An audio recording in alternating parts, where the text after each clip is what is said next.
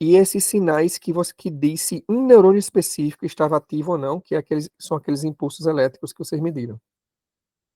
Uma analogia que muita gente usa, que eu acho interessante, é clichê, mas é bem interessante, é comparar isso com um estádio de futebol. Então imagine que você tem um microfone dentro da torcida, de uma torcida no estádio de futebol.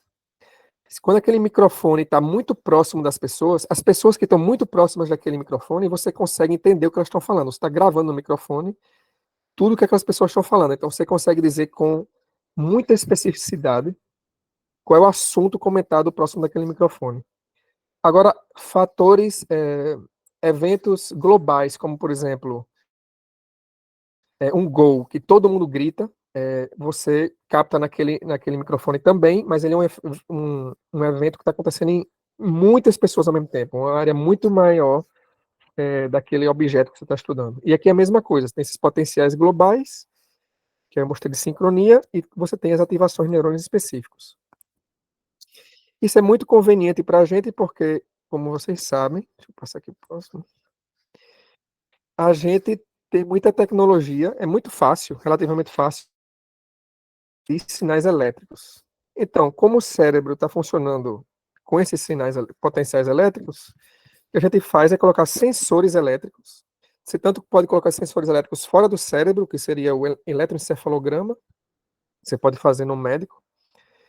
Basicamente, você está captando esses sinais globais que estão acontecendo dentro do cérebro. Você não consegue medir neurônios específicos, porque aí eles estão muito longe do seu sensor, mas tanto na clínica como na ciência, a gente pode colocar sensores dentro do cérebro. Um exemplo, um esquema, a gente coloca esses sensores que a gente chama de eletrodos, ou em neurociência, quando a gente tem 4 eletrodos juntos, a gente chama de tetrodo, e assim a gente consegue captar a atividade individual de neurônios que estão muito próximos daqueles sensores, certo? E, além disso, essa atividade global que eu mencionei.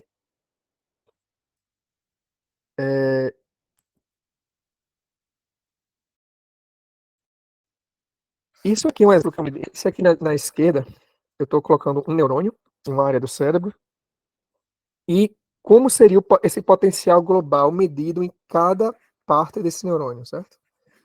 Então você vê que dependendo de onde você está no neurônio, você vai medir um sinal muito diferente e você vê que tem muitos elementos nesse sinal. Você tem oscilações rápidas, oscilações lentas que estão presentes em vários canais, oscilações mais contidas, etc, etc. O trabalho de um analista de sinais em neurociências é entender o que cada componente desse representa, por que ele aparece, como é que ele é gerado. E uma vez que você entende, codifica esse hieroglífico aqui, esses símbolos, digamos, você consegue estudar como o cérebro funciona. Deixa eu só dar um exemplo rápido como isso pode acontecer. Então, eu disse antes que você conseguir ter um sensor elétrico muito próximo de neurônios, você consegue captar esses impulsos elétricos que representam a atividade daquele neurônio especificamente. Só que esses neurônios não estão isolados no cérebro, eles estão tem um emaranhado de neurônios perto lá do seu sensor.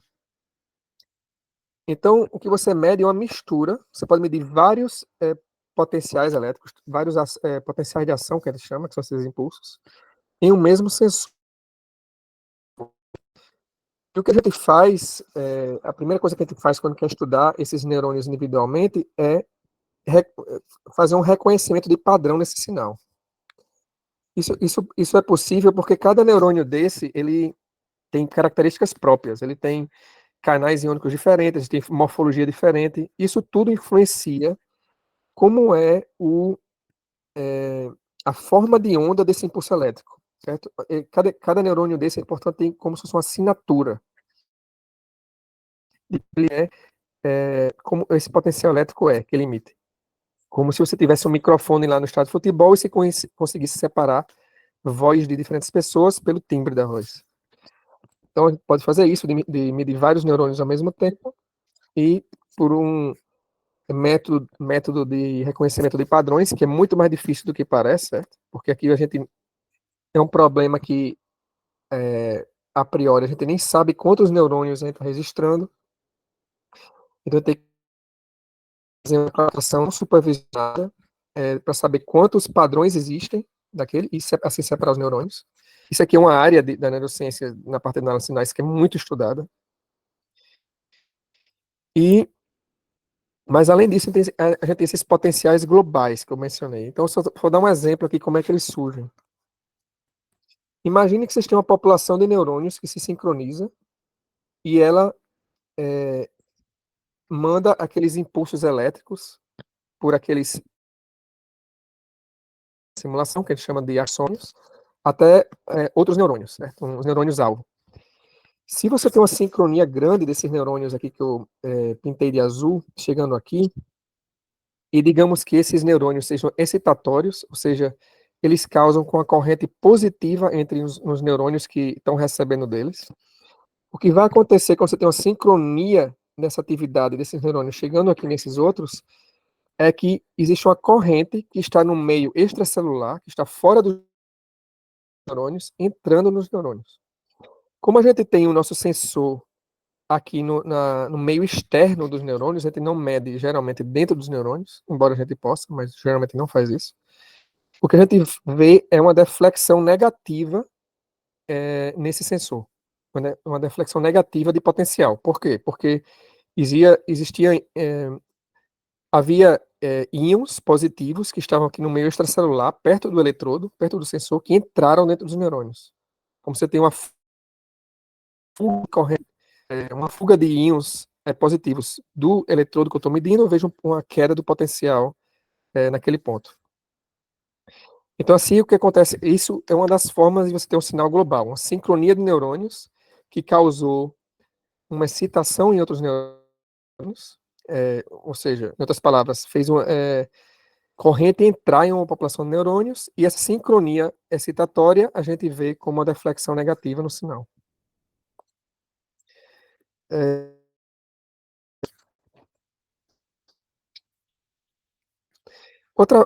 Outro sinal muito comum que existe são oscilações, como mostrei anteriormente.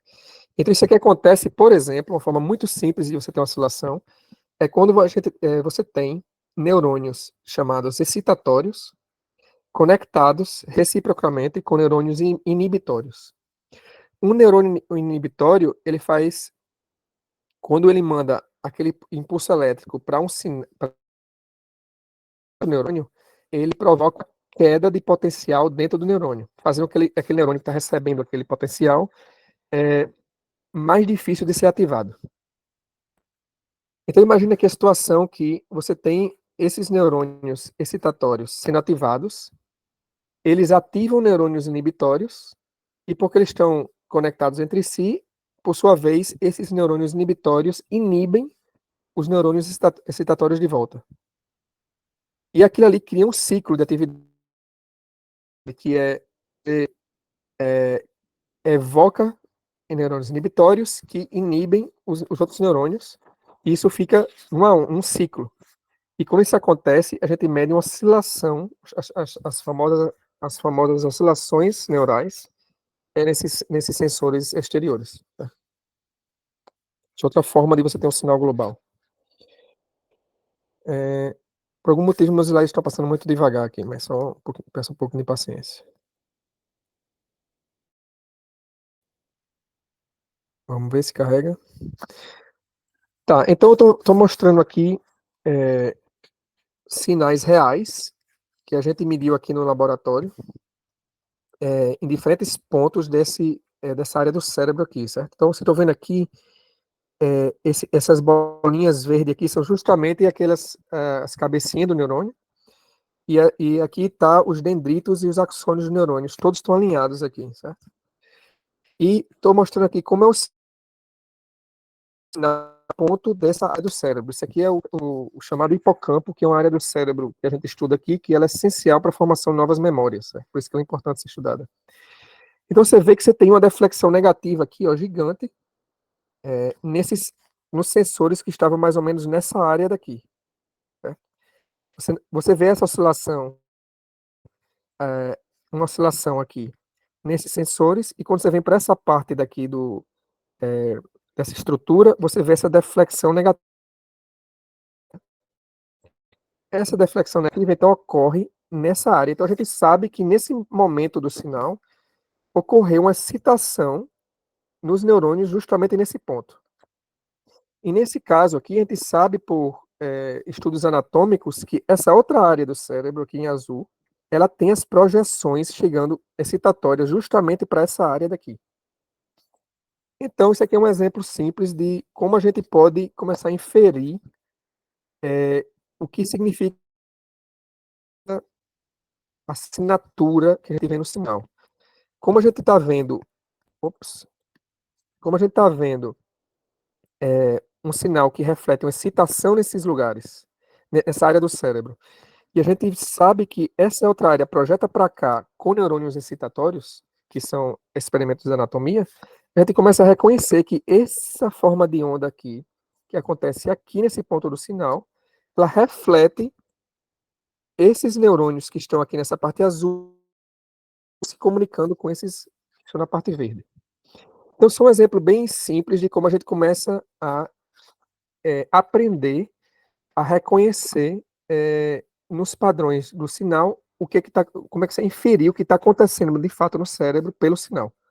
E, por exemplo, agora eu posso estudar, sabendo que essa assinatura dessa projeção, dessa comunicação, eu posso depois ter uma situação que o animal aqui está aprendendo uma tarefa e vejo se aprendida, por exemplo, escorre bastante. Portanto, se isso ocorre bastante, essa comunicação entre essas duas áreas pode ser importante para o aprendizado. Só um exemplo aqui simples, certo? Então, assim como a gente faz para começar a entender como é que esses sinais, usando esses sinais para entender como é que o cérebro funciona. Isso, obviamente, é trabalho do analista de dados trabalhando em neurociências. Deixa eu ver se passa. Tá. Outra coisa. Se, por exemplo, você tivesse uma área do cérebro que a gente sabe que oscila em uma dada frequência e ela vem para uma parte aqui dessa outra área do cérebro, e a gente tem uma terceira área do cérebro que vem para essa mesma parte, e as duas estão chegando nos mesmos neurônios, mas elas oscilam com frequências diferentes, como estou mostrando aqui, se tiver um sensor aqui, a gente vai ver uma mistura de tudo isso, certo? Mas como a gente já sabe que a gente pode separar diferentes comunicações, diferentes canais de comunicação no cérebro pela frequência desses sinais que a gente observa, a gente também pode usar isso como se fosse um proxy de cada elemento do cérebro. Então, da mesma forma que lá em cima eu mostrei que a gente pode usar uma técnica de reconhecimento de padrões para distinguir a atividade de dois neurônios, a gente pode também fazer técnicas parecidas para distinguir atividades de duas ou três áreas do cérebro. E, da mesma forma, estudar como essas duas áreas do cérebro estão diferencialmente recrutadas em diferentes estágios do aprendizado, do sono, etc, etc. Tá, então, isso é só e tudo isso aqui existe de verdade, certo? Tudo isso aqui que eu mostrei são exemplos reais, que a gente realmente tem no laboratório, que a gente, enfim, discute, a comunidade inteira sabe disso. Então, grande parte do trabalho aqui que a gente tem é cada vez mais esses sinais e, ao mesmo tempo, estudar esses sinais, usar esses sinais, estudar como usar esses sinais para saber o que é que o cérebro está fazendo em para responder diferentes perguntas científicas. Tá? Então, isso aqui que eu preparei foi uma visão geral do que realmente a gente faz em termos de análise de sinais quando a gente está no âmbito da neurociência, certo? Então, eu acho que essa é uma visão geral, básica. Espero que tenha sido levemente esclarecedora, pelo menos, porque eu lembro que antes de entrar nessa área, mesmo quando eu estava lá fazendo ainda equipamentos eletrônicos, eu não entendia muito bem o que é que as pessoas lá no computador analisando dados estavam fazendo, porque aquilo ali, como é que aquilo ali poderia ser útil de fato para entender o cérebro. Então, eu preparei isso aqui só para tentar dar pelo menos uma noção do que é na vida real. Tá, agora, com isso em mente, eu vou agora apresentar um trabalho específico de como é que esses sinais, de como usar esses sinais para testar hipóteses científicas de fato, certo? Então, esse trabalho que a gente selecionou é um trabalho relativamente simples, vai ser bastante álgebra linear e um pouco de estatística, mas acho que a maioria que está na graduação já deve ter, pelo menos, tido uma noção de álgebra linear, mas assim, eu vou tentar explicar da uma forma mais simples possível, certo? E é aplicado, essa técnica que eu vou mostrar, ela é aplicada para esses impulsos elétricos aqui, ou seja, já depois de a gente identificar de onde vem cada impulso elétrico aqui, de que neurônio vem cada impulso elétrico, certo? Tá, então, deixa eu já passar para cá. Tá, antes de tudo, nesse trabalho eu vou usar uma técnica que alguns de vocês já devem ter ouvido falar, que se chama análise, que eu vou chamar de PCA aqui do inglês, Principal Component Analysis, certo? E antes de só dizer como é que eu usei o PCA para responder uma pergunta, eu vou tentar passar a intuição do que é análise de componentes principais. Caso alguém aqui já tenha usado, eu vou tentar só, usando o mínimo de equações possíveis, e vocês vão ver que quase nada, só dar intuição para vocês do que é a análise principal, ela pode ser usada para o que eu fazer a seguir, certo? Tá. Então, aqui que eu estou mostrando é um gráfico que você tem duas variáveis, vamos chamar elas de x e y, certo? O eixo horizontal é x, o eixo vertical é y. E aqui, quem tem alguma noção de estatística vai saber que, só olhando para esse gráfico, você identifica imediatamente que essas duas variáveis estão positivamente correlacionadas entre si. Existe uma correlação entre essas duas variáveis.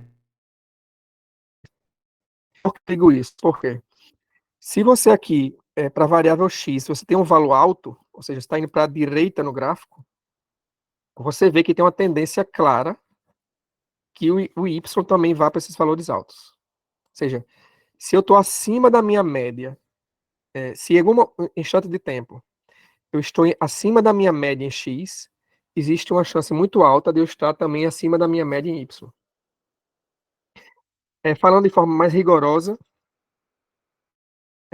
se eu estou a um certo número de desvios padrões, acima da média, na variável x, eu tendo a estar na mesma distância em desvios padrões da média de y em y, certo?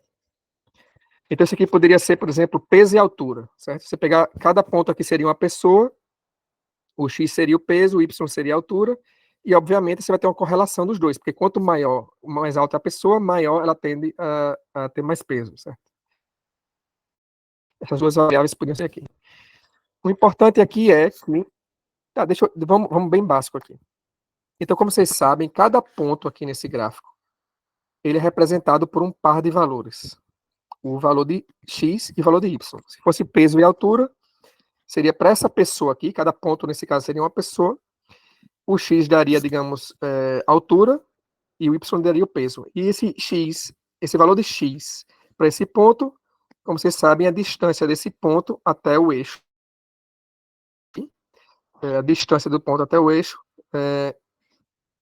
E o valor de y seria a distância desse mesmo ponto até o outro eixo. Certo? A altura no eixo y enfim, a distância no eixo x. Tá. Deixa eu ver qual é o próximo. Tá.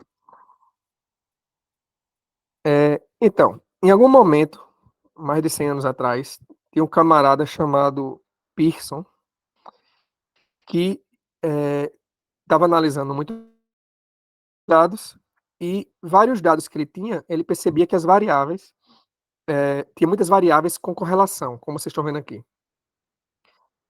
Então, digamos, você tinha várias medidas sobre as características de uma pessoa e várias medidas dessa eram redundantes entre si. Por exemplo, peso e altura são redundantes, porque eu sei que Se eu sei a altura de uma pessoa, eu não consigo determinar, obviamente, o peso da pessoa, mas eu tenho uma noção de quanto maior é a altura, maior o peso. Então, existe uma certa redundância nessas duas variáveis, essas duas características da pessoa. E aí ele pensou, pô, tudo em estatística, quando você tem uma dimensionalidade muito alta, ou seja, está vendo muitas variáveis ao mesmo tempo, nesse caso aqui tem duas x e y, mas na vida real a gente pode ter centenas, dezenas ou centenas. Sempre que você tem uma maior dimensionalidade, você diminui o poder estatístico que você tem para fazer qualquer análise. Então diz, pô, mas se eu tenho variáveis redundantes nesse conjunto de dados, eu não preciso gastar uma dimensão para cada uma delas. Elas são muito redundantes. Então, como é que você poderia fazer para, nesse caso aqui que a gente está vendo, esse caso ultra simples, que você tem só duas variáveis extremamente redundantes entre si, extremamente correlacionadas entre si, como é que você poderia fazer para ir de duas dimensões para uma? A forma mais simples de fazer isso é simplesmente jogar fora uma variável. Nesse caso aqui, eu estou jogando fora o x. Então tá, o x e o y, eles são tão correlacionados entre si que, pô, eu não vou ficar com duas dimensões nesse dado, eu vou fazer uma redução de dimensionalidade de 2 para 1 e vou manter grande parte da informação, porque pô, o x é muito redundante com y. Então, se eu só ficar com y, eu já tenho grande parte da informação. Geometricamente falando, o que você está fazendo quando você joga fora uma das variáveis, no caso x, é fazer uma projeção de todos esses pontos no eixo y. Né? Então, é como se você movesse cada ponto desse até o eixo y, numa linha reta. Tá? E toda essa trajetória que esses pontos estão fazendo até encontrar a sua projeção nesse eixo é variância do dado que a gente está jogando fora. Tá? É parte do dado que a gente está jogando, se você quiser. Se você não souber o que é variância, só para gente que a informação é uma parte lá do dado, a energia lá do dado que eu estou jogando fora. Eu estou jogando fora nesse caso aqui porque, pô, a informação de x é redundante com y. E veja aqui, a quantidade de variância desse dado que eu estou jogando fora é a soma de todas as trajetórias que todos esses pontos estão fazendo até encontrar o eixo y. Tá? Da mesma forma, você poderia descartar a variável y. Tá? As duas são redundantes entre si, você tanto poder jogar fora uma como a outra. Nesse caso, a projeção do dado vai ser no eixo horizontal e toda essa variância, todas essas trajetórias que esses pontos estão fazendo até esse eixo é variância do dado que você está jogando fora. Tá. Então, assim, você poderia dizer que, pô, pronto, resolvi o problema. Eu tinha duas dimensões, as variáveis em cada uma dessas dimensões eram redundantes, fiz uma redução de dimensionalidade para ficar só com uma, e assim eu reti uma grande parte da informação, porque a informação que eu tenho no Y, eu também tenho em X, enfim. Agora, Pearson é um pouco mais inteligente do que isso. Né? Ele pensou, pô, mas será que tem uma outra forma de eu ainda reduzir duas dimensões para uma, mas jogando fora o mínimo de variância possível?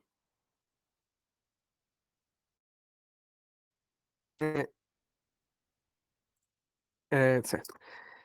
Jogando fora o mínimo de variância possível.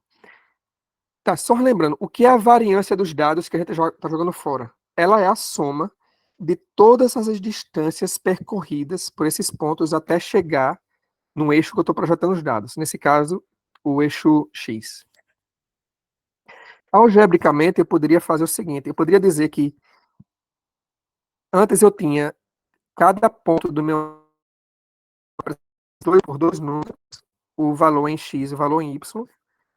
E o que eu estou fazendo aqui nessa projeção é fazer, em álgebra linear agora, uma combinação linear desses pontos em um novo valor único, que eu estou chamando aqui de Z. Ou seja, eu tenho um par de valor para cada ponto antes, e eu estou reduzindo esses pontos para um valor apenas, que é Z. Tá? Combinação linear é outra palavra para uma soma ponderada, certo? Então eu estou fazendo a soma de x e y, um peso para cada um desses valores. Nesse caso aqui que eu estou jogando fora o y completamente, é como se eu tivesse dado peso 1 para x e peso 0 para y. Tá? Então eu só estou mostrando algebricamente como seria essa interpretação geométrica aqui que eu dei antes. Tá, agora pensem um pouco. Tente pensar aí se alguém conseguiria chegar no mesmo resultado que Pearson. Eu quero jogar o mínimo de energia desses dados, de variância desses dados fora. E a parte do dado que eu jogo fora é a soma de todas as distâncias desses pontos, que vocês estão vendo aqui, até o eixo que eu estou projetando os dados. Como é que eu faria para ter o mínimo, ou seja, como é que eu faço para ter um eixo aqui nesse dado que a distância média dos pontos até esse eixo seja o mínimo possível? Porque se eu achar esse eixo em que os pontos, em média,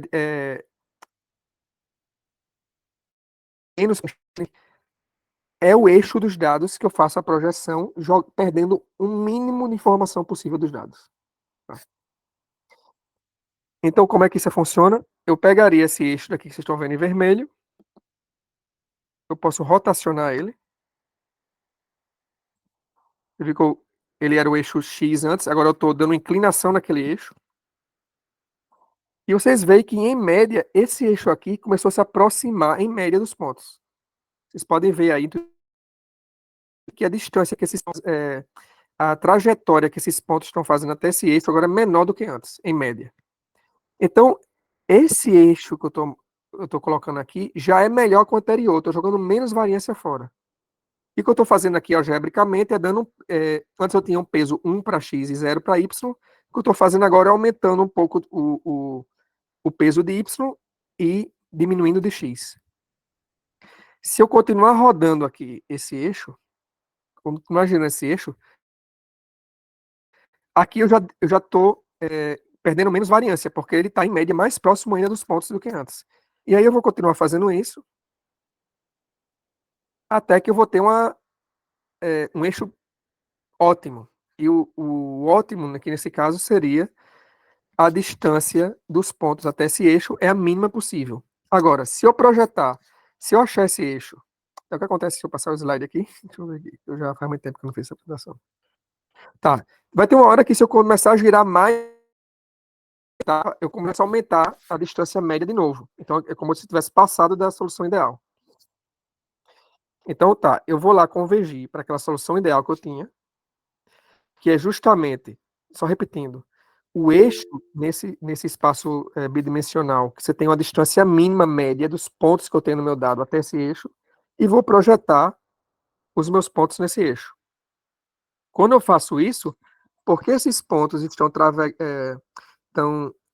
viajando menos chegar até essa reta, até esse eixo, eu estou jogando menos variância fora do dado. E isso daqui, por definição, eu passei o slide aqui, estou esperando o computador passar. Por definição, é o que a gente chama de componente principal dos dados. Tá? Então, o primeiro componente principal dos dados é o eixo dos dados, que está, em média, o mais próximo possível dos pontos dos dados em si. Portanto, se eu projetar meus dados nesse eixo, eu retenho. Tá, deixa eu continuar a linha de raciocínio que eu estava antes. Se eu projetar os pontos nesse eixo, eu descartei o mínimo de variância possível, porque os pontos estão andando a mínima distância, em média, possível para esse eixo. Se eu estou descartando o mínimo de variância possível nessa projeção, ou seja, diminuindo de 2 dimensões para 1, e descartando o mínimo de variância possível dos dados, isso é a mesma coisa que dizer que esse eixo daqui, que a gente chama de componente principal, retém o máximo possível de informação dos dados, informação no sentido de variância, tá? Retém o máximo de variância possível dos dados em um eixo. Não tem como você reter mais variância desses dados em uma linha reta, em um eixo linear, do que projetando os dados no componente principal, o primeiro componente principal. Tá? A definição do primeiro componente principal. Agora veja, sempre que eu tiver uma correlação nos dados, nessas duas variáveis, eu vou ter uma concentração, isso é muito importante, tá? Eu sempre vou ter uma concentração de variância desses dados ao longo de uma reta. Por que isso acontece? Porque correlação é o que eu falei antes. Se você aumenta o valor de uma das variáveis, se ela está correlacionada com a segunda variável, quando você vai para no x, eu tenho que ir para cima no eixo y. Por quê? Porque se tem correlação, é porque se eu aumento o valor de uma variável, eu vejo um aumento na outra variável. Então, se eu vou para a direita nesse gráfico, eu também, os pontos vão tender a ficar indo para cima no gráfico. Então, você sempre vai ter uma distribuição desses pontos concentrada em uma linha reta. E assim que a gente visualmente bate o olho num gráfico e vê que duas variáveis estão correlacionadas. Se elas forem totalmente descorrelacionadas, esses pontos estariam completamente, homogeneamente distribuídos no espaço. Eu vou mostrar um exemplo daqui a pouco. Tá, então, o componente principal, ele vai lhe dar precisamente essa tendência de correlação que você tem nos dados. Sempre que você tiver essa correlação, você vai ter a concentração de variância em um eixo, e esse eixo é o componente principal, porque ele é o que dá a mínima distância dos pontos. Certo? Agora, tá, então, o primeiro conceito de componentes principais é o primeiro componente principal sempre vai lhe dar é o eixo que retém o máximo de variância possível dos dados. E o segundo componente principal vai ser o eixo ortogonal ao primeiro, que dá o máximo de variância possível dos dados, que retém o máximo de variância possível dos dados. Como aqui eu só tenho duas variáveis, eu tenho duas, eu só vou ter dois componentes principais. Tá?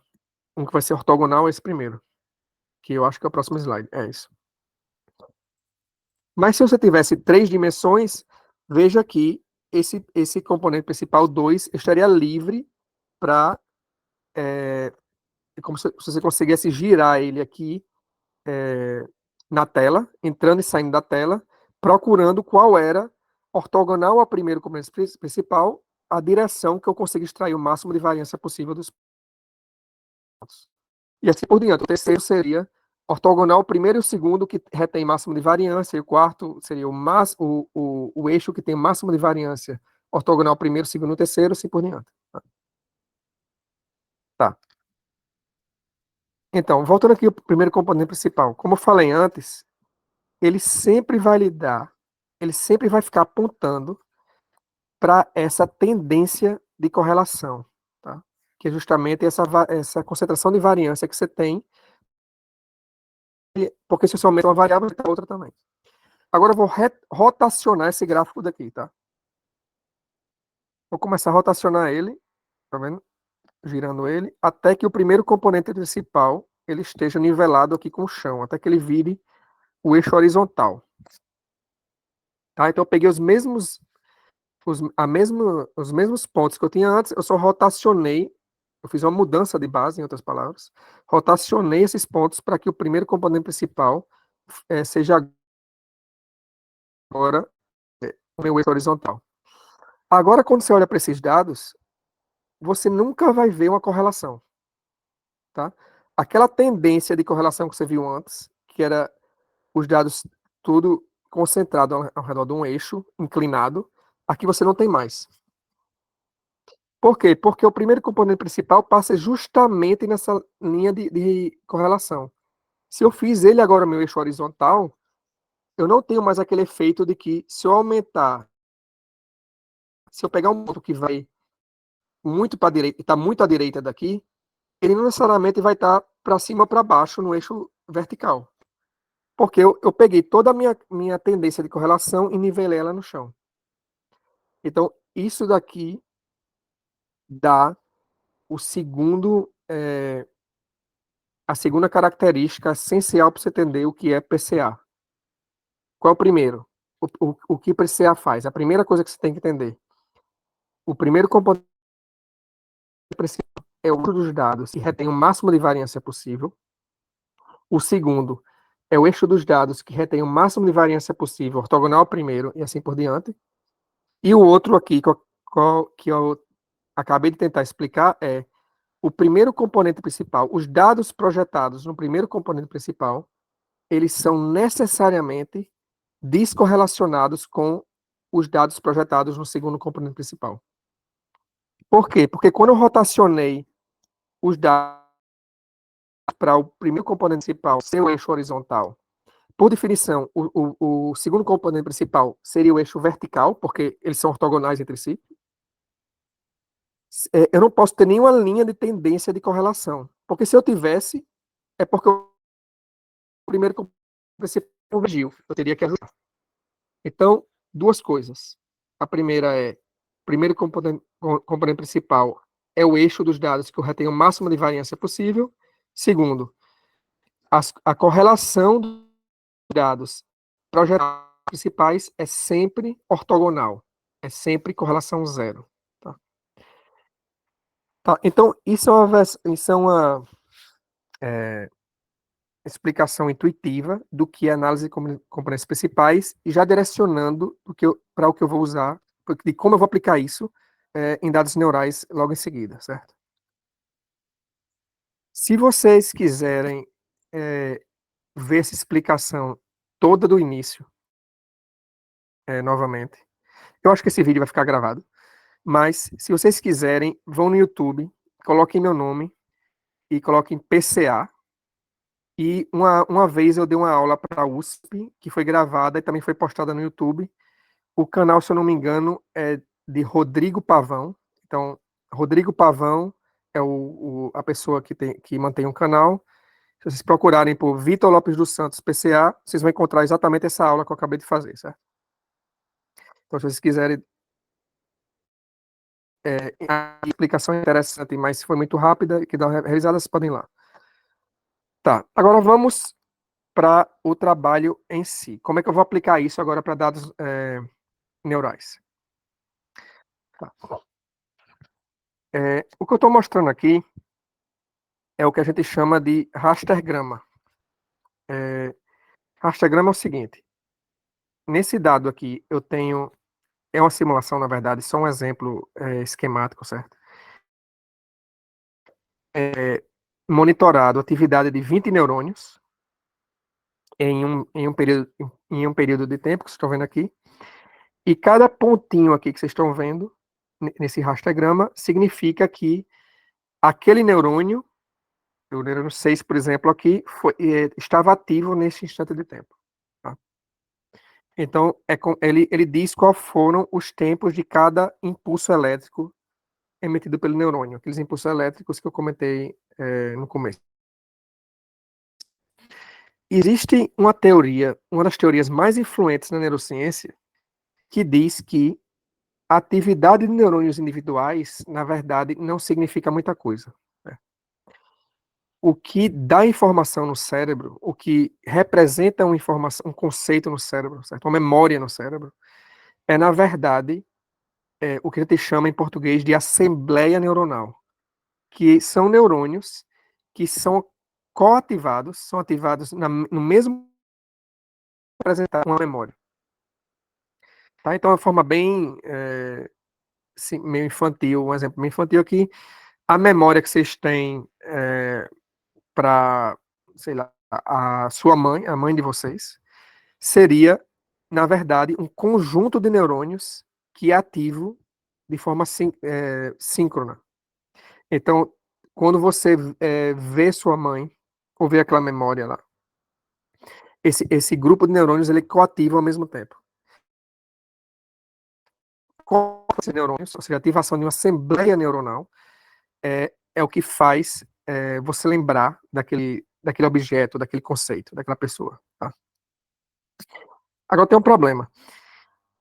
Se a gente quer testar essa teoria, ou estudar essa teoria, como é que a gente vai fazer? A gente não sabe quais neurônios estão em cada assembleia dessa, não sabe quantos neurônios estão em cada assembleia dessa, quantas assembleias dessa a gente consegue medir quando está monitorando o cérebro. Como que a gente vai ficar ela nesse dado extremamente complicado que eu estou mostrando aqui? E aqui eu estou mostrando um dado que só tem apenas 20 neurônios e 2 segundos. Na vida real, a gente pode medir até 100 neurônios ou mais, e por horas. Imagine que é impossível você olhar para o dado e procurar essas assembleias. Né? Tem que ter uma forma automática de identificá-las.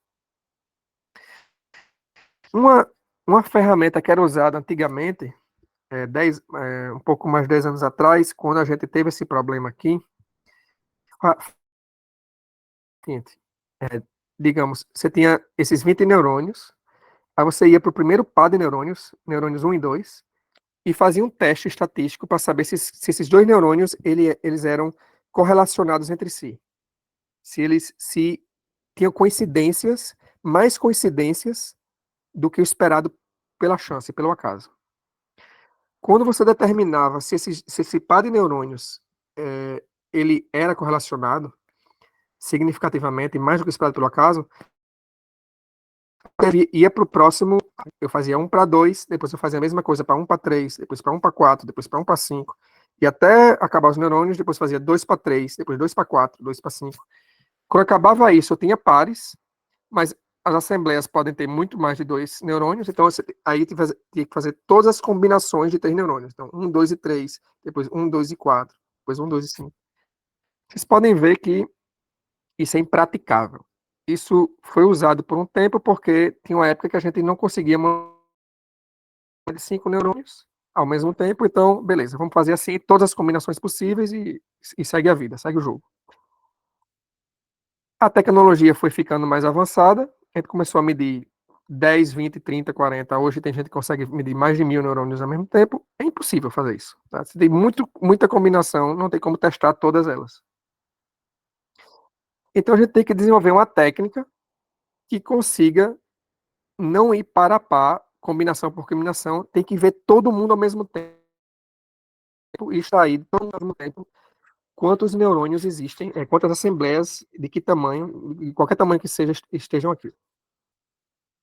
Correlação de alta ordem, que eu coloquei no título da palestra, é justamente quando você tem mais de 2 variáveis correlacionadas ao mesmo tempo. Então, por exemplo, quando você tem peso, altura e tamanho do pé, por exemplo. Isso é uma correlação de alta ordem, porque todas as 3 estão correlacionadas entre si ao mesmo tempo. A correlaciona com B, B com C e A com C, tudo ao mesmo tempo. E uma assembleia neuronal seria justamente isso. São neurônios, pode ser 100, sei lá, vamos dizer que seja 5, que quando um está ativo, os outros 4 também estão ativos. Isso é uma correlação de alta ordem, tá? Então, como é que a gente resolveu esse problema?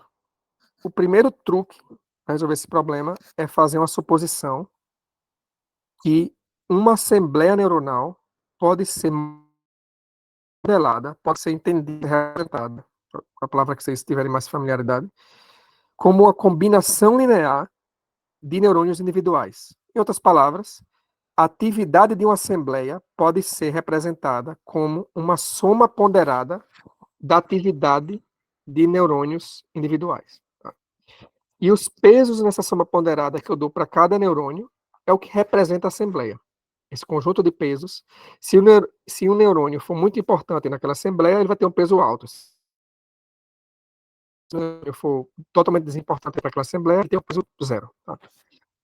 Como é que a gente... Então, achar as assembleias nesse modelo aqui seria determinar esses pesos. Aqui. Tá. Agora imagine que, antes eu dei o exemplo de cada ponto seria uma pessoa, peso e altura, as 2 variáveis. Agora imagine que cada ponto é um instante de... E cada eixo daqui é atividade em um neurônio que a gente consegue observar. Então, esse ponto aqui, por exemplo, era um instante do tempo que o neurônio 1 e o neurônio 2 estavam ativos ao mesmo tempo. Pontos aqui no meio dessa nuvem, perto dos 2 zeros aqui, quando os 2 eixos estão em zero, são instantes de tempo que os dois neurônios estavam silenciados, não estavam ativos. Vocês conseguem ver que isso aqui são simulações, tá? Exemplos esquemáticos. O exemplo da esquerda, no exemplo da esquerda, você tem dois neurônios que estão altamente correlacionados entre si. Já no exemplo da direita, os dois neurônios estão totalmente descorrelacionados entre si. E por que eu consigo ver isso? Porque eu sei que, no exemplo da esquerda, quando um dos neurônios está ativo, ou seja, os pontos aqui que estão à direita do gráfico, eles estão ao mesmo tempo na parte em cima do gráfico. Ou seja, os dois neurônios tendem a estar ativos no mesmo instante de tempo. Isso não ocorre para o outro par de neurônios. A distribuição dos pontos é totalmente homogênea nesse espaço. E aí que vai entrar o nosso PCA. Como eu mostrei antes, quando eu rodo o PCA aqui, ele vai justamente identificar essa concentração de variância dos pontos que você tem toda a vida que você tem uma correlação. Então, o primeiro componente principal aqui está apontando na direção desses dois neurônios sendo ativos. Eu tenho um PCA. Toda vez que eu rodar o PCA, ele vai dar uma solução, certo? Então, ele vai apontar para uma direção. Mas o que eu posso fazer é o seguinte. Agora, se eu projetar todos esses pontos nesse eixo vermelho, a variância dos dados que está retida por aquele componente principal é muito alta. Já quando eu faço a mesma coisa para os dados aqui da esquerda, ela é bem mais baixa. Por quê? Porque aqui nesses pontos estão muito próximos daquele componente principal. Já aqui, como eles estão distribuídos homogeneamente, tem muitos pontos longe do componente principal também. Então, o exemplo da esquerda, o primeiro componente principal consegue reter muito mais informação dos dados quando eu projeto os pontos nele do que o exemplo da direita. Então, é isso aqui que ele vai usar para definir se você tinha uma correlação nos dados ou não. E veja que esse exemplo que eu estou dando aqui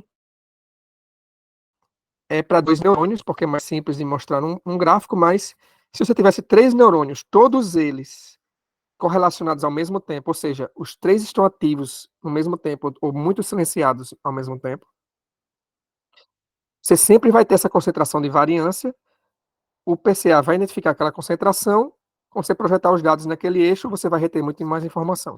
Tá? Então, não importa qual é o tamanho da assembleia, o componente principal vai sempre conseguir identificar. Então, deixa eu ver aqui, tem meia hora ainda. O método começa vendo essas atividades dos neurônios, que estão vendo aqui com o rastograma. Então, cada linha é atividade, foi com o neurônio emitiu um potencial de ação. Eu tenho que janelar ou binar essa atividade, ou seja, eu crio uma matriz no qual cada elemento da matriz é a quantidade de disparos do neurônio em um determinado instante de tempo. E com isso, quando eu tenho essa matriz, eu calculo a matriz de covariância dessa matriz. E se eu pegar os autovalores dessa matriz e altos vetores dessa matriz de covariância, eu tenho os componentes principais. Os componentes principais dos meus dados neurais aqui, então, seriam os autovetores da matriz de covariância dos dados. Então, eu vou passar para essa parte um pouco mais rápido, certo? Mas, porque eu ação do que propriamente a matemática. E cada componente principal desse daqui, que é um autovetor, ele é associado com um alto valor, e aquele alto valor é justamente lhe dar qual é a variância dos dados que é retido por aquele componente principal. Tá? Então, eu rodo componentes principais nos meus dados, eu tenho os componentes principais, ou seja, o primeiro componente principal aqui é a dimensão dos dados que retém de variância possível. O segundo é o máximo de variância possível ortogonal ao primeiro e assim por diante. E o que eu disse lá, por aquele exemplo que eu falei, é que se você tem correlações fortes no seu dado, isso significa que você vai concentrar variância em componentes principais. Se você tem correlação nenhuma, a variância vai estar distribuída muito igualmente nos componentes principais. Então, o próximo passo daqui é identificar quais componentes principais retêm mais variância do que esperado pela chance. Porque até agora eu não sei nem quantas assembleias eu tenho nos dados. Então, eu tenho que saber quantas assembleias eu tenho nos dados, é justamente saber quantos componentes principais significativos eu tenho nos dados.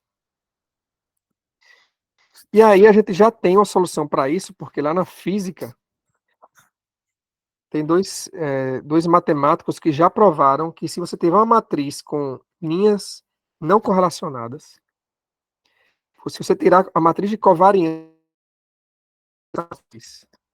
e você ver a distribuição de autovalores dessa matriz de covariância, ou seja, os autovalores dessa matriz de covariância, justamente a variância retida pelos componentes principais, ela segue uma distribuição teórica que se chama distribuição de Marchenko-Pastur.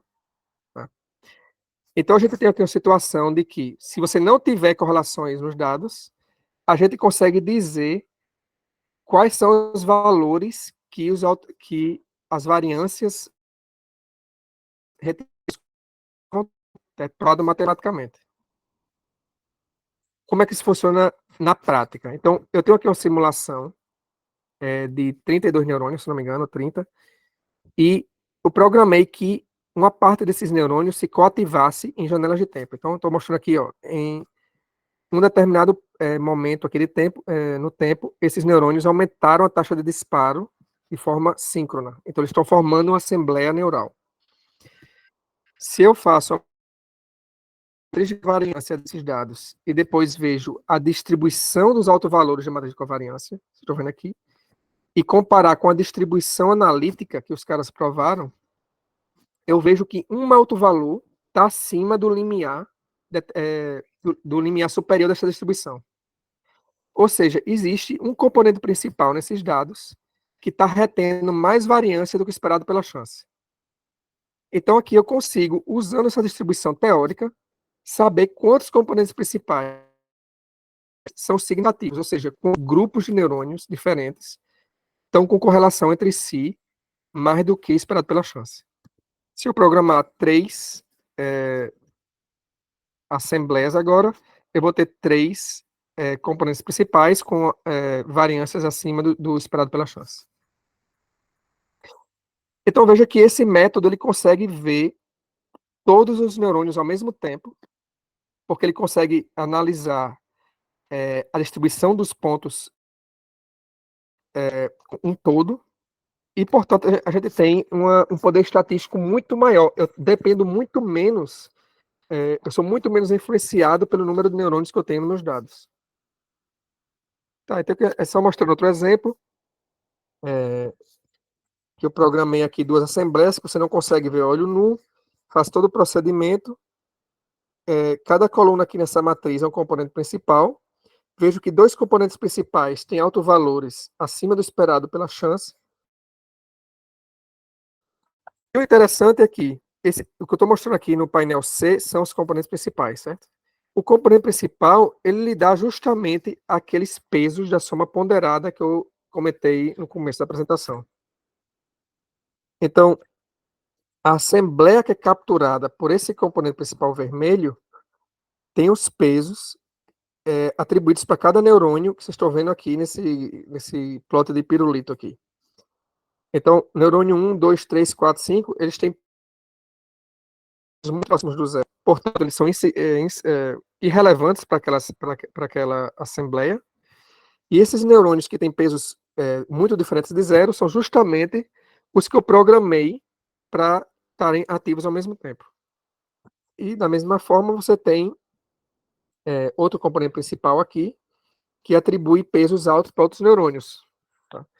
E fazendo simulações, você pode mostrar, você pode ver claramente que componentes principais se identificar as assembleias, ou quase sempre. Vou mostrar quando não acontece. Outra coisa que eu posso fazer agora é medir a força dessa assembleia, que eu identifiquei nesse método, ao longo do tempo. Como é que eu faço isso? Bem, cada aqui que vocês estão vendo, aquela matriz, eu expliquei, mas vou explicar de novo. Cada linha aqui representa um neurônio e cada coluna é um tempo. Então, eu tenho quanto esse neurônio estava ativo em um determinado instante do tempo. Se eu quiser saber quão forte era uma determinada assembleia em um instante do tempo, ou seja, eu tenho uma coluna aqui dessa matriz, uma coisa muito simples que eu posso fazer é medir o produto interno, ou a correlação, ou a covariância, ou a similaridade dessa coluna, dessa matriz, com o meu componente principal. Projetar, eu vou mais rápido aqui, só porque meu tempo está curto, mas é como se eu projetasse essa matriz inteira em um componente principal, que representa uma assembleia. Então, vocês estão vendo aqui, por exemplo, ó, essa assembleia daqui vermelha, que atribui pesos altos para neurônios 14, 15, 16, 17. Quando eu faço essa projeção em cada instante do tempo dos dados nesse componente principal, ele atinge números altos justamente quando você tem a coincidência desses neurônios pertencentes à assembleia.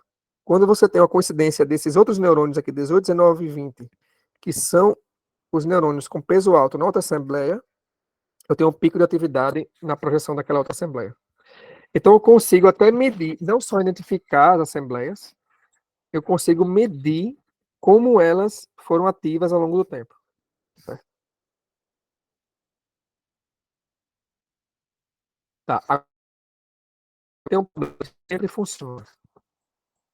Então, eu tenho um exemplo daqui que eu simulei duas assembleias diferentes. Uma é formada pelos neurônios 1, 2 e 3, e a outra é formada pelos neurônios 4, 5 e 6, certo? Então, eu estou mostrando a matriz de correlação aqui para mostrar isso de forma bem clara. O neurônio 1, 2 e 3 estão todos correlacionados entre si, e 4, 5 e 6 todos estão correlacionados entre si, não tem correlação mais nenhuma na rede. Quando eu faço o PCA desse aqui, eu tenho esses componentes principais significativos. O primeiro vai atribuir pesos altos para todos os neurônios, 1 até 6, e o outro é como se visse a diferença dessas duas assembleias. Pesos positivos para 1, 2 e 3 e pesos negativos para 4, 5 e 6. Por que acontece isso? Então, você vê então que os componentes principais, eles acharam quais eram os neurônios das assembleias, eles acharam, digamos, o subespaço que aquelas assembleias estão, mas ele não consegue cada assembleia em componente. Ele fez uma mistura das assembleias. O primeiro componente principal aqui você pode entender como uma média das duas assembleias, e o componente principal 2 seria a diferença dessas duas assembleias, digamos. Isso acontece pelo seguinte, os componentes principais, a análise de componentes principais, ela nunca foi projetada para isolar componentes dos seus dados. A única coisa que componentes principais fazem que a análise de componentes é identificar eixos no seu dado que retém o máximo de variância possível. Ele não se importa de isolar nada, certo?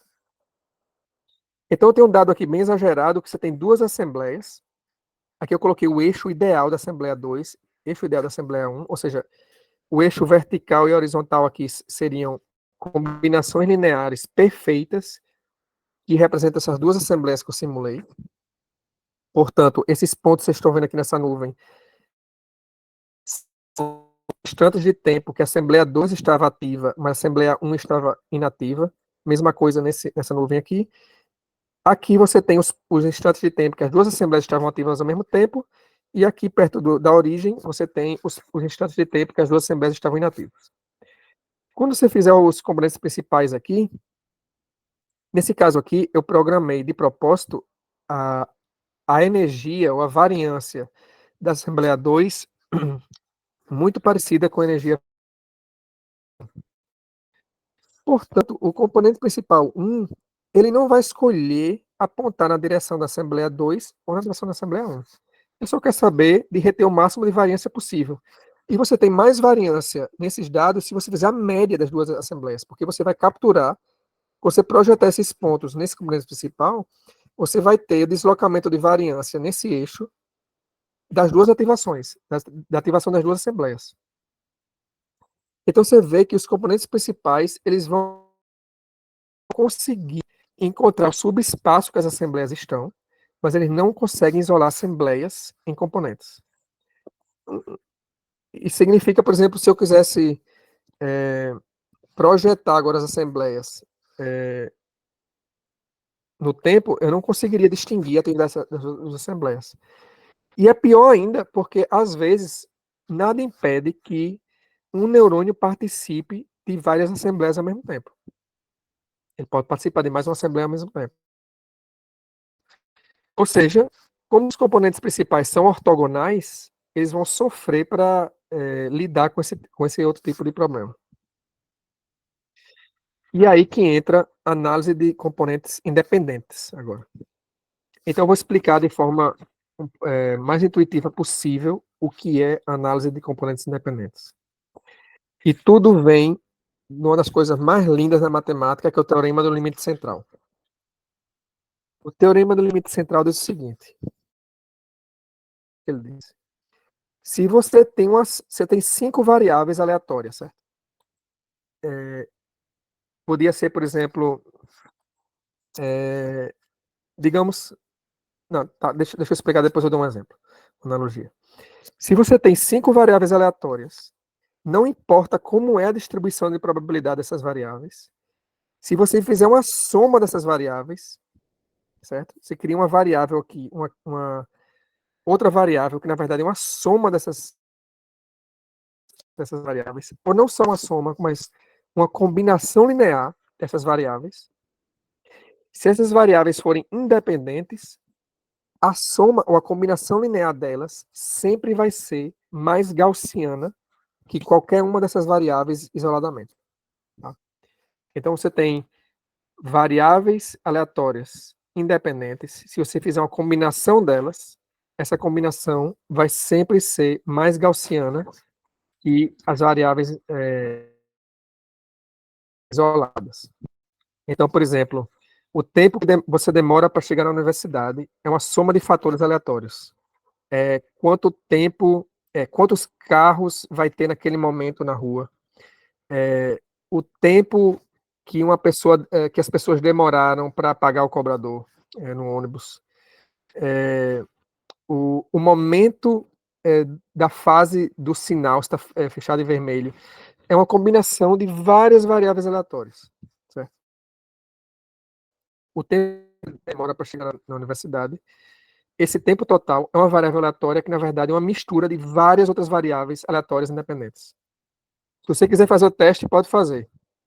Se você passar um ano medindo quanto tempo você demora da sua casa até a universidade e fizer uma distribuição disso, ela vai ser extremamente gaussiana. Justamente porque ela é uma soma de várias variáveis aleatórias.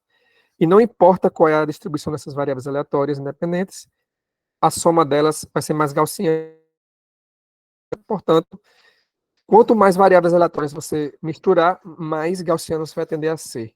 Então, o tempo que você demora para chegar na universidade vai ser muito gaussiano, porque é uma soma, uma mistura de vários fatores aleatórios. Como é que a gente pode usar isso agora para identificar componentes independentes nos meus dados? Então, veja esse caso aqui. A Assembleia 1 e a Assembleia 2 são dados independentes. Porque se eles não fossem independentes, eles não seriam duas assembleias, seriam uma só, certo? Então, o que eu quero fazer é ter um componente que ache a atividade da Assembleia 2 isoladamente e outro componente que ache a atividade da Assembleia 1 isoladamente. Quem não sabe o que ICA faz, tenta pensar em um pouquinho como é que a gente pode usar o teorema do limite central agora, independente aqui, que está vendo a mistura dessas duas assembleias, que são independentes, e fazer com que ela ache uma dessas assembleias isoladamente. Tá? Como é que a gente faz isso? Depois que eu falar, pode até parecer óbvio, tá? Mas acho que poucas pessoas pensariam nessa solução. E por isso que o ICA é tão poderoso e tão famoso e tão usado. É uma solução muito brilhante para esse problema. Bem, quando eu projetar meus dados no componente principal 1, ele vai ser uma mistura de duas variáveis independentes. Portanto, a projeção dos meus dados nesse componente principal, ela é gaussiana. Ela é mais gaussiana do que se eu tivesse a solução ótima. Então, como o ICA funciona? Você projeta os dados, você começa projetando os dados no componente principal, é o primeiro que você gaussianidade, quão gaussiano os dados projetados nesse componente principal. Aí existem várias maneiras de fazer isso. Mas enfim, você faz uma medição dessa e depois você gira aquele componente principal em alguma direção, digamos, aleatória. E aí você projeta os dados de novo naquela rotação que você acabou de fazer. Seus dados ficaram mais gaussianos quando você fez essa rotação. Se eles ficaram menos gaussianos, é porque você está se aproximando de uma componente independente, de uma variável independente. Porque um componente independente isolado, ele tem que ser menos gaussiano que a mistura de outras variáveis. Então, o que vai acontecer aqui é, quanto mais eu vou chegando perto ou do eixo da Assembleia 2 ou Assembleia 1 nos dados, menos gaussiano a projeção vai ficar, até que eu vou dirigir para uma direção e ali eu consigo identificar a Assembleia. Então, aqui só mostrando, eu programei aqui um dado que tinha várias interseções entre assembleias, esses problemas que eu tinha mostrado anteriormente. Os componentes principais, eles misturam tudo, mas eu consegui isolar as assembleias usando componentes independentes. Eu ainda uso componentes principais para achar o subespaço dos dados. Mas quando eu vou para esse subespaço, aí eu rodo componentes independentes para isolar as assembleias. Aqui é só um exemplo que essa assembleia aqui, ó, quando está coativa, ela aumenta a atividade num dos componentes principais azul, no componente principal azul. Essa outra assembleia também aumenta. Se você ver que são duas assembleias diferentes, essa daqui ou essa. E quando eu rodo CA, eu consigo isolá-las em dois componentes diferentes. E basicamente é assim que a gente faz para achar as assembleias em dados neurais. Faz o componente principal, vê quais são os componentes principais que retém mais variância que o esperado pela chance, e aí faz o ICA para isolar os neurônios, para isolar as assembleias, e agora a gente pode, isso aqui é um dado real, certo? Do cérebro, então você vê aqui, ó, que eu tenho um grupo de neurônios aqui que é coativado, que gosta de se coativar, aqui e aqui, e eu tenho esse componente independente que consegue identificar essas coativações, e aqui eu tenho outra assembleia aqui amarela, e assim por diante, e assim a gente tendo uma representação, uma forma matemática de extrair essa assembleia nos dados, a gente consegue usar isso para responder várias perguntas científicas sobre as assembleias, testar hipóteses de assembleias neurais. Então, basicamente, eu tinha um problema inicial, a gente quer isolar assembleias numa população de neurônios muito grande, não tem como fazer olho nu, não tem como fazer de forma manual. Um método foi desenvolvido especificamente para resolver esse problema. E a partir dali a gente usa para responder perguntas. Então, eu vou pular um pouco essas partes aqui de exemplos. Muito para usar. Deixa eu ver se tem mais alguma coisa. Vou só dar um resumo, então. A gente usa a distribuição analítica para identificar quais componentes principais retêm mais informação do que esperado pela chance. Aí a gente pode usar o ICA no subespaço desses componentes principais significativos para isolar assembleias neurais. E a gente pode medir a ativação agora dessas assembleias com uma resolução temporal alta, porque a gente consegue projetar aquela trilha de atividade nos componentes independentes. E a gente pode usar isso para, por exemplo, relacionar assembleias neurais com aqueles potenciais globais que eu lhe mostrei. Pode usar para medir comportamento, para ver como o sujeito, o animal que está sendo estudado representa informação, etc. Eu tenho os códigos usados para fazer essas análises nesse laboratório, um dos laboratórios que eu trabalhei quando estava no Brasil. E aqui eu estou colocando meu e-mail porque eu tenho todo um toolbox feito em Python para implementar esses códigos que eu não coloquei ainda no GitHub, mas se alguém tiver interessado, pode mandar um e-mail que eu estou compartilhando esse dado tranquilamente e sem pedir nada em troca, certo? E junto com esses códigos eu tenho tutoriais que você pode fazer simulações usando o box e testar nessas simulações como o código funciona, certo? Enfim, só manda um e-mail para mim se quiser a versão em Python. Ficarei feliz em compartilhar sem pedir nada em troca. Ou vocês podem simplesmente ir nesse GitHub para pegar os códigos em MATLAB. Fora isso, se. Não, acho que é isso. Então, eu queria agradecer a atenção. Espero que não tenha ficado extremamente pesado. E agora eu abro para pergunta se a gente tiver tempo ainda.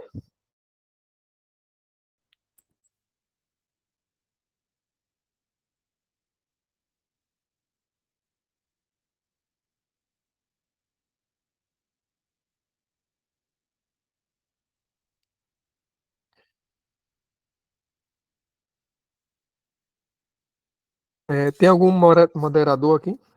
Opa, eu ainda vou passar também o formulário para presença, para quem tiver interessado agora, eu vou passar no chat. E não seca aí não, pessoal, podem perguntar.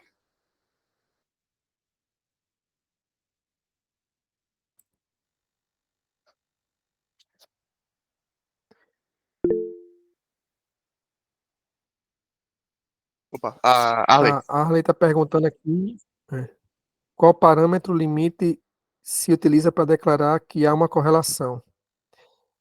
Se eu entendi bem, eu acho que você está perguntando quando é que a gente consegue, como é que a gente consegue definir, ou, enfim, definir se uma correlação é mais alta que o esperado pela chance. É isso que você está perguntando? Só confirma para mim, para não.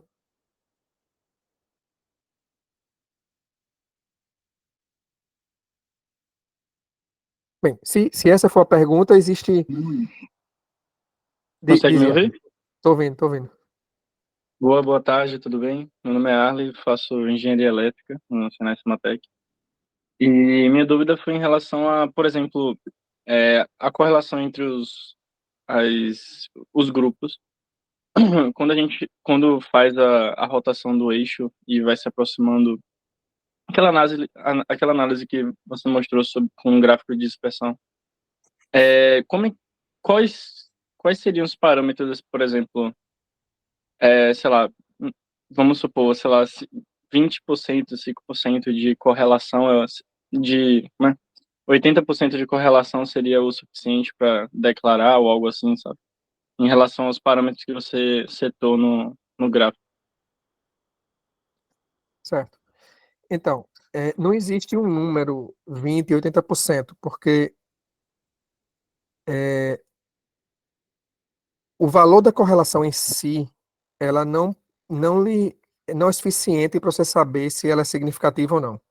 Por exemplo, eu poderia ter duas variáveis que não são correlacionadas, mas se eu observei pouco tempo essas duas variáveis, eu posso medir uma correlação alta pelo acaso, só porque eu não esperei o tempo suficiente e por acaso elas estavam correlacionadas naquele período de tempo curto que eu observei.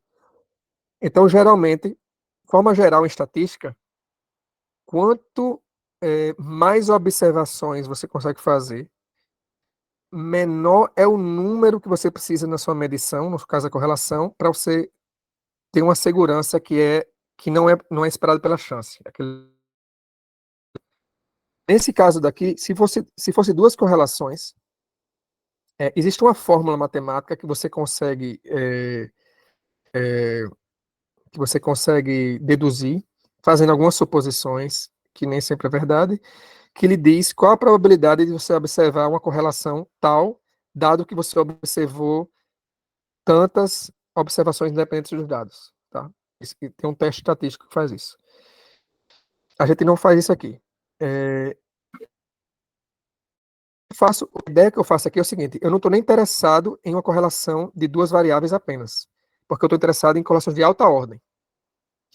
Então, o que eu estou usando aqui? Eu estou usando o fato de que sempre que você tiver uma correlação de duas ou mais variáveis, elas todas estão correlacionadas entre si, no gráfico de dispersão, você sempre tem que ter um alongamento dos pontos em um eixo. Sempre. Porque se elas estão correlacionadas entre si, quando uma está num valor alto, a outra vai tender a estar, e a outra vai tender a estar também. Vocês estão concentradas em um eixo. Certo? Como elas estão concentradas em um eixo, quando você faz o PCA, ele vai procurar aquele eixo, porque aquele eixo está concentrando muita variância. E aí, quando eu projetar esses pontos naquele eixo do PCA, eu vou ter uma projeção dos pontos naquele eixo, eu consigo medir qual é a variância nesse eixo. Sabendo dependendo de quantos pontos eu tinha, eu consigo de concentração de variância mais do que esperado pela chance. Então, você poderia usar essa fórmula analítica que eu mostrei, que diz exatamente qual é o máximo de variância que você poderia ter, dado que você tem um número de variáveis e você observou os dados um período de tempo. Ou você poderia fazer testes numéricos, que não fazem nenhuma suposição. Por exemplo, você poderia embaralhar os dados. Você vai para cada instante de tempo e você embaralha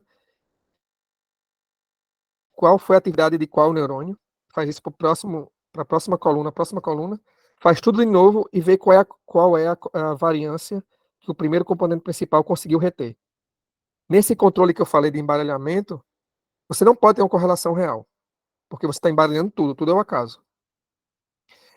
Então você conseguiria, nesse jeito, medir o quanto você esperaria de concentração de variância em um eixo e comparar com o que você obteve no dado real, no dado sem manipulação. E o interessante dessa estratégia é que você consegue reter outras coisas do dado para estudar vieses. Por exemplo, digamos que seus neurônios têm uma autocorrelação muito alta. Ou seja, quando ele dispara em um instante de tempo, ele vai disparar no próximo, vai disparar no próximo, vai disparar no próximo. Isso cria um viés na correlação. Porque se por acaso dois neurônios coincidiram, por acaso, eles vão coincidir várias vezes. Porque entende que quando está disparando, ele vai continuar ficando ativo. Isso inflaciona as correlações. Então, eu poderia fazer um controle, um embaralhamento dos dados que preservaria a autocorrelação dos meus dados. Então, eu poderia fazer um embaralhamento que eu pego cada linha daquela matriz e coloco ela para a esquerda ou para a direita, um determinado valor aleatório. Faço isso independente para cada neurônio. Ou seja, cada neurônio individual vai ter a mesma autocorrelação e rodo de novo os dados e vejo se a retenção de variância no componente principal nos dados não manipulados é maior do que o esperado nos dados manipulados desse jeito. Então, eu conseguiria medir uma coisa que a distribuição analítica não conseguiria medir, que é o viés da correlação, dado que você tem autocorrelação nos seus dados. Enfim, quando você vai identificando outras fontes de viés nos dados, você consegue fazer embaralhamento desse jeito. A ideia é sempre criar uma versão dos seus dados, tem todos os vieses que hoje não tenha, fazer a mesma medida e testar se a medida original é maior do que a medida do dado manipulado. Respondi a pergunta ou não? Sim. Isso, eu poderia dizer que a técnica que você demonstrou seria uma técnica de otimização? Pois é, eu não estou muito. Eu já saí da engenharia desde 2011, mais ou menos. Eu não lembro direito como são os jargões É da porque engenharia. você comentou sobre os pontos ótimos aí, Eu acho que eu pontos de poderia dizer, máximos, mínimos, basicamente seria uma técnica, pois é, então, né? se eu disser que eu estou otimizando o meu custo, a minha função custo é gaussianidade, então sim, eu estaria fazendo otimização, eu acho. Mas eu realmente já não tenho mais familiaridade com os jargões, não. Se você está dizendo, eu acredito. Certinho, certinho, obrigado.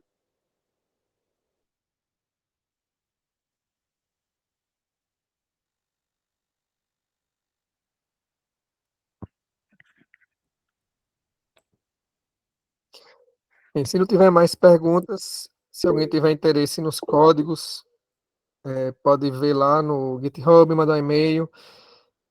Se quiser ver outra versão dessa palestra, sem aquela primeira parte introdutória, procura meu nome, Vitor Lopes dos Santos, PCA, no YouTube, Pavão, Rodrigo Pavão, que é a pessoa que mantém o canal, vocês vão achar lá. E qualquer coisa, vocês têm meu e-mail aí, sei lá, se tiver alguma coisa que eu possa ajudar a responder, só entrar em contato. Tem mais alguma pergunta? Não?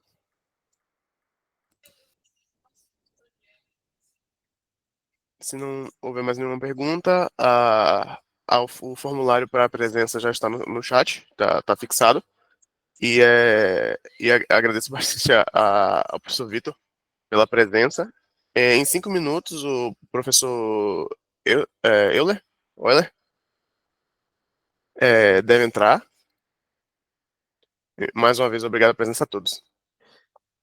Tá bom, então eu vou indo e muito obrigado aí pelo convite e espero que tenha sido útil aí para vocês. Até mais. Obrigado, Vitor. Grande Daniel. Alô, Daniel. Estou por aqui, mestre. Valeu. Boa noite para vocês. Um abraço, meu Para mim irmão. já é Até boa noite. mais. Obrigado aí Para por mim já é tudo. boa noite. Tá, valeu. Valeu, um abraço.